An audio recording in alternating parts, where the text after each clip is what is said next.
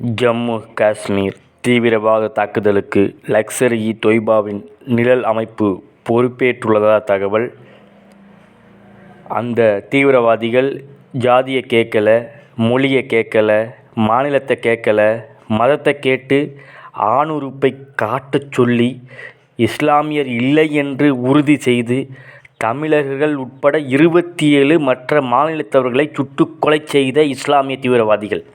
இதைப் பற்றி எந்த ஒரு மீடியாவும் தெளிவான செய்தி வெளியிடலை. பாரதிய ஜனதா கட்சியை தவிர இன்னும் எந்த கட்சியும் குரல் கொடுக்காதது வேதனையின் உச்சம். இன்னும் எத்தனை நாட்கள் தான் பயங்கரவாதிகளோடு போராடுவது?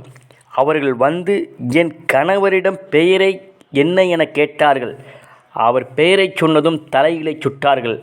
அந்த கணவனை இழந்த அந்த பெண் கூறும் காட்சி. காஷ்மீரில் சற்று முன் சுற்றுலா சென்ற இந்து பயணிகளை சுட்டுக் கொன்ற இஸ்லாமிய தீவிரவாதிகள். இதுவரை 27 பேர் மரணம், பலர் காயம். அவர்கள் செய்த ஒரே தவறு, அவர்கள் இந்துவாக இருந்தது தான். உங்களால் என்ன செய்ய இயலும்?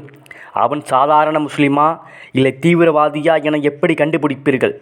சுட்டவர்கள் அவர் பிராமணனா, செட்டியாரா, வன்னியரா, தேவரா, கவுண்டரா, வேறு ஜாதியினை பார்த்து சுடவில்லை. அவர்களை பொறுத்தவரை அவன் ஒரு இந்து, அவ்வளவே. சுட்டவர்கள் அவர் தமிழனா, தெலுங்கனா, கன்னடனா, மலையாளியா, இந்திக்காரனா, வங்காளியா, குஜராத்தியா என பார்த்து சுடவில்லை.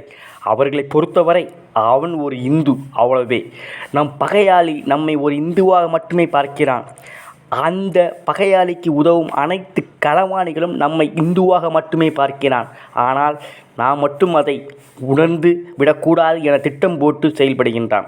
எந்த காரணம் கொண்டும் இந்து என்னும் உணர்வை நாம் அடைந்துவிடக்கூடாது என நம்மை சாதிய ரீதியாக சண்டை போட வைத்து, மொழி ரீதியாக அடையாளப்படுத்தி, வடக்கன் தெற்கன் என திசை ரீதியாக பிரித்து பார்க்கின்றான்.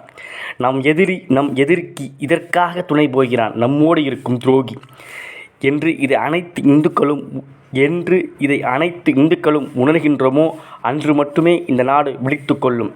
இன்று என்று சொன்னால் கொலை செய்வீர்கள் என்றால் 1க்கு 100 முறை உறக்கச் சொல்வோம். நான் இந்து, வீர வம்சமடா, வந்தே மாதரம், பாரத் மாதா கி ஜெய், ஜெய்ஹிந்த்.